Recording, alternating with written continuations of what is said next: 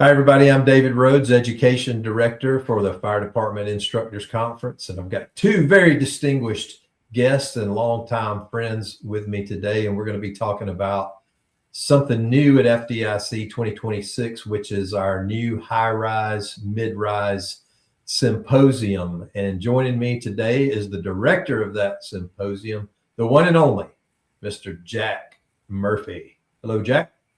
Hi, Dave. How are you? Good to see you.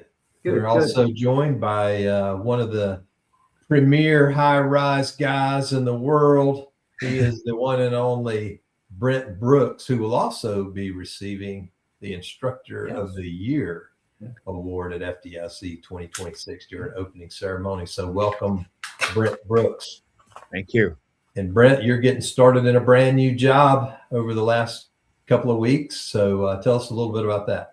It is. It's a brand new job. I did 31 years with Toronto, and I was studying high-rise buildings. I was traveling around the world looking at, there's 118 of the world's tallest buildings. I've been to 36 of them, and it's high-rise, it's high-rise, it's high-rise. And now I come to a new department, and now it's mid-rise, mid-rise, mid-rise. And we did have a significant mid-rise fire here. And what I'm learning is they're very similar to a high-rise building. They're, you still have to do a stair climb. You will have a fire department connection. But what I'm finding, what's different between a high-rise and a mid-rise is a mid-rise building is going to become a structure fire. And that is a different means of firefighting. A high-rise, I know it's compartmentalized. I know there's a lot of people. I know we have problems with ascending stairs and elevators and smoke control. But I know where the fire is going to be, and I know where it's going. But now we get into a mid-rise building, and if those systems fail, we have a structure fire, and now we have to dump the entire building. We have to do a full evacuation. And the most recent fire we just had, it was actually on my day 2 here, was a mid-rise. It became a structure fire, and everyone was evacuated safely. No one was hurt. No firefighters were injured. All the occupants got out, including their pets. So, very good department, very aggressive. But when it comes to learning and my self-education, it's going to take that high-rise world and put it into a giant groundscraper. So it's exciting to, continue my career learning. It's a great feeling. Awesome. Jack, this is your brainchild to put this together. And I know you've participated in the last couple we had, but tell us what's new for FDIC 2026 with this symposium. What's new for this 2-day symposium is, like Brent alluded to, Groundscrapers. We're talking about horizontal high-rises, either the platform buildings, which is a rated type 1 on the bottom, with concrete with sticks on the top, which is type 4. These buildings, like Brent said, that fire travels fast in there. There's no really good fire stops in the void systems. The other thing too is we're talking about big box stores too, and these huge warehouses. They're humongous these days. Some of them are over 1 million square feet, and they're putting up 30, 40-foot tilt-up walls. So you could have say like 1 million square foot on the ground, but if they put in 3 levels inside, you got 3 million square feet in this big box. So we'll have Clark Lamping talking about that. Jimmy Davis will be talking about the Groundscrapers mid-rises. And the thing here is, like Brent said, these buildings, you got to watch it real quick. Once it gets into those void spaces, this is one thing where you got to really think hard and fast to evacuate. If you're just chasing bells and smells and you can't find it, you got to start pulling people out. And up by him, this inclement cold weather, where you send them right away. So all those things get to become a new task, of strategies and tactics for the fire service.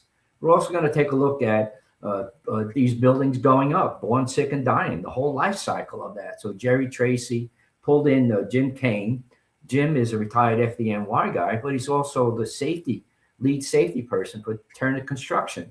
His little project right now, Dave, is called the Buffalo Bills Stadium. Oh, So he's doing that there. And what do you look for as these buildings are going up in the different phases that you have in the way of a response? Then we're going to look at Mike Gagliano is going to be talking about fire in the sky, we're behind the eight ball for of what we call breathing apparatus in the building. We all bring bottles, but once we lose the elevators, we're screwed. And now in New York City, I'm dealing with mega super high rises over 900 feet. You have a fire on the 80th floor, and how you getting your bottles up there once you start losing that elevator? So that's a big thing too. So the first day is going to be Groundscrapers and construction. So there are 4 classes there. We have 4 sessions, AM and PM that day. Hopefully at the end of the day, we put some time aside for discussion, for panel discussion, bring all the speakers back up. And again, if we have time, it's always is a tight schedule, that, Dave. On the next day, we're going to be talking about tactical command. One of the things we pulled in a gentleman from Johnson Controls with the fire alarm panels. We have firefighter smoke control systems that we put into the regular panel. And I would say, Dave, Brent knows, 98% of the time, firefighters don't know how to operate that thing. Right. They named it firefighter smoke control panel and never educated us on it. So we're going to have some person come in and talk about that who deals with this. And each panel, like I always told Brent, they're all unique and different switches. We also going to have a great find in having FDNY Chief of Training Mike Myers come in. Mike's going to be talking about high-rise officer training and unique things that go into that type of training. He's hooked up with Catherine Lamb, who's renowned. She taught for us before for what we call simulated command thing she does. She's renowned in the UK and now settling, I think, Brent, up in Canada now. Yeah, she's in Ottawa. You want to talk a little bit about Catherine, what she does? It was funny. The first time I met Catherine was actually at a high-rise symposium in London, England. And then next, I see her in Ontario at a chief conference, and now I know that she's living in Ottawa. But she's a brilliant mind who travels internationally. So she sees, multiple fire departments. She sees these buildings that we're struggling in.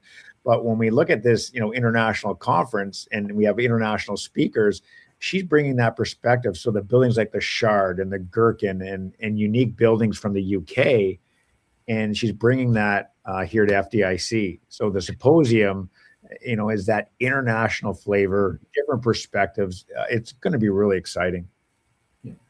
Yeah, the thing is too, it's the family of the fire service. It's just not only firefighters, we're bringing other people in. One of the other people we're talking about is these rebreather technology, these things that they have that they can use for 40 minutes to an hour in the building too. They're using them in New York mainly right now for below grade, but they also can have an application too for high rises.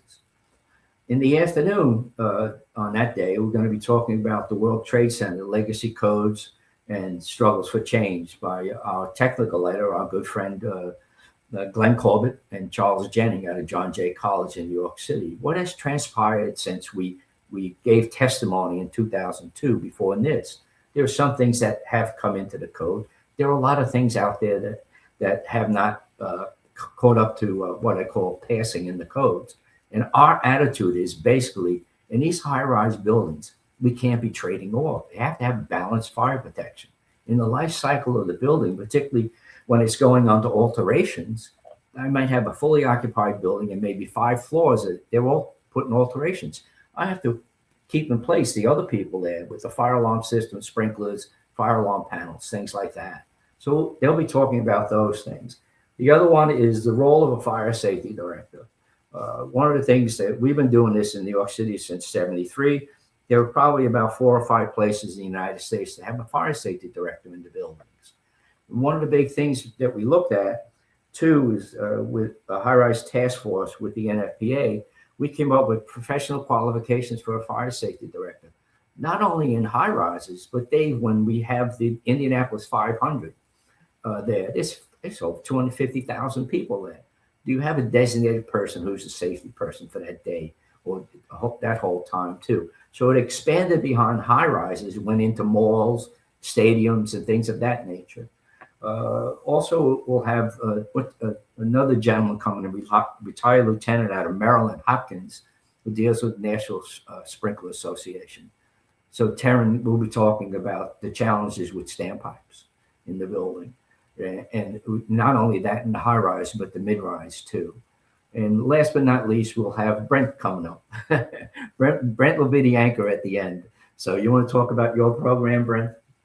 I'm super excited. What a lineup! If you look at it, we got the big box, the commercial, the mid rise, the high rise. So it's a great lineup. And I'm going to close with the high rise perspective, but we're also going to add, what happens when you encounter lithium ion in a high rise building that can't be extinguished.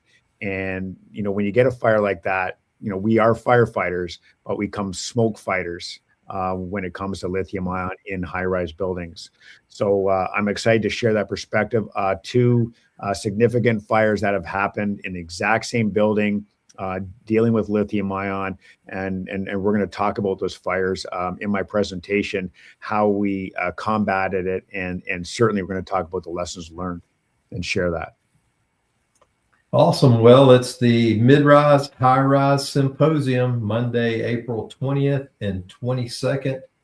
You got an all-star lineup, and there's a lot to offer for just about everyone. This is, again, some more of the great educational content at FDIC. And I want to thank Jack and Brent for giving us a quick preview, and you can register at FDIC.com. So check it out. We hope to see you there. Take care.